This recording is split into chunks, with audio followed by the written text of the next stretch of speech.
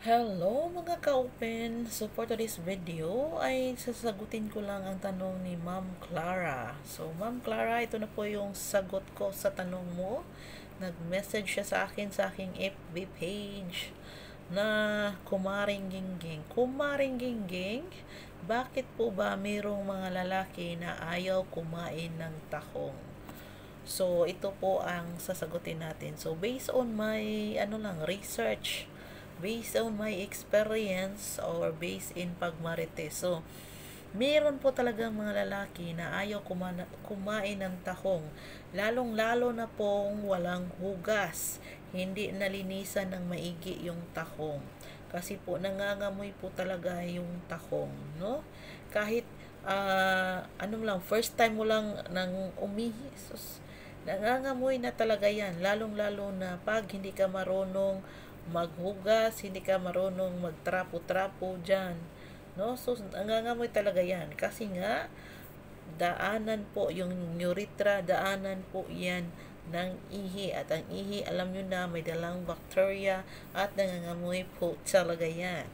So, kung ikaw po yung babae na hindi mahilig maghugas, ay number one po talaga na hindi kumakain si dudong kasi maselan ang mga dudong sa tahong pagdating sa tahong.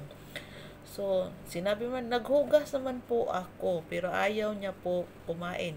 So, number two, baka po allergy sila sa tahong. Lalong-lalo na yung tahong na yun ay walang, hindi mo siya binabarbasan, hindi mo siya binunutan, hindi mo siya kinuhanan ng damo, maraming damo. Kasi po, meron po mga lalaki na allergic sa mga ganyan. Yung maraming damo, damuhin na tahong. No? So, pag marami kang damo, pag kumain sila, nag-ano yan dito sa mukha nila, ay nagre-red yung mukha nila. So, allergy. Allergy sila sa mga tahong na ganyan. So, pulang-pula yung mga mukha nila. So, ayaw nila kumain. Pag nakita nila siya, pag bumulwak, hindi ka pala handa. Meron pa palang mga damong dapat bunutin doon, pero hindi mo nagupitan, hindi mo nabunutan. So, mirong number 2 yan, allergic. No? So, hindi natin yan hindi na to mapugos yung malalaki na ayaw kumain sa mga ganyan. Sabihin mo naman, uy, nakabunot naman ako, kumaring gingging, inday bagat. Bakit ayaw pa rin niyang kumain? No. So, number 3 po ay dahil sa kanilang culture. Yes. Meron pong mga lalaki na sa kanilang kultura ay bawal. Bawal po talagang kumain ng mga tahong, no? So, mayroon silang mga ganyan. Kahit gaano mo pa sabihin, kahit iano mo pa yung ulo, kainin mo yung tahong. Ayaw talaga kumain ng tahong. So, ito yung tips ko. Paano mo pakain yung mga lalaking ganun? Paano mo excuse me ha, yung parang i-breach mo yung culture nila, yung parang sirain mo yung ano nila. So, wala namang makakaalam na kumain siya. Sino man ang makakaalam? Siya lang naman at ikaw at ang nasa taas ang may alam na kumain siya ng tahong. So, doon lang siya maghingi ng sorry kung sa culture man gani nila. So, paano mo mapakain? Huwag mo din kainin ang saging nila para patas. Sabihin mo, kainin ko yung saging mo pag kinain mo yung tahong ko. Pero pag ayaw mo kumain ng tahong ko, ay bakit ko naman kakainin yung saging mo? So, para patas tayo, kumain ka sa aking tahong at kakainin ko rin ang saging mo. So, yun lang. Yan ang mabisang pantakot sa mga taong ganyan. Kasi bakit ayaw lang kumain? It's unfair. Ano? Unfair naman. Masarap naman ang tahong at masustansya ang mga talaba. So, bakit ayaw nilang kumain? No, it's rich in protein. No. So, kailangan mapakain mo yan sa kanila. At kailangan din mga dudong mahilig kayong magkumain ng talaba, ng tahong. Kasi yan po ang weakness ng isang babae. Mahilig kumain ng tahong. Kahit kahit marunong kang kagod-kagod dyan, kung hindi ka marunong kumain ng tahong, hindi ka talaga babalikan. Iiwanan ka ng ng babae na yan, no? Maghanap at maghanap yan. Kung hindi ka man iiwanan, kung mga past niya, marunong kumain, tas yung ikaw, yung present, hindi marunong, babalik pa rin yan sa kanyang pass. Hoy, merong ano dyan, merong natamaan, bumalik sa kanyang pass dahil mas marunong kumain ang pass niya ng tahong. Agoy! Di ko na lang banggitin ang pangalan, basta letter M siya. Kasi mahilig siya sa pagkain ng tahong at si Dudong ay napakasarap kumain ng tahong. So number one po talaga yan ang gustong gusto ng mga babae na mahilig ka kumain ng tahong, Dudong. So na ano naman sinabi ko, number one is yung ano siya, yung allergic. Ang allergic ba? Hindi ka naghugas. Number two, allergic. Number three, culture nila yan. So number 4, nasasabihin ko bakit ayaw kumain ng tahong ni Dudong ay dahil sa ano siya, maselan siya, no?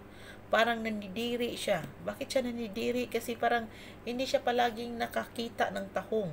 Hindi siya always nakakita ng tahong. Yung parang ano lang siya sa tahong, yung parang siklap-siklap lang yung tahong. Hindi siguro siya mahilig manood ng PN, ganyan. Kaya sa isip niya, iba talaga pag personal mo nang makita yung tahong.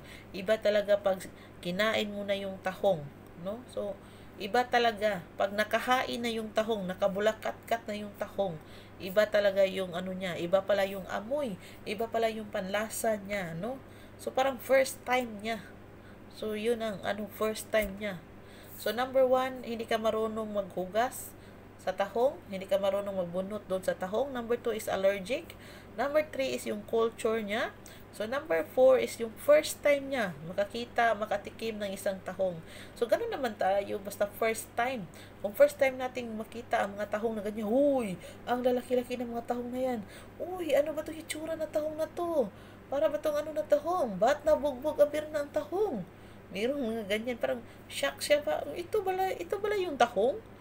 Ito ba yung personal na totoong tahong? So, meron pong mga ganyan. So, hindi natin sila mapipilit, Inday Clara, na kainin yung tahong.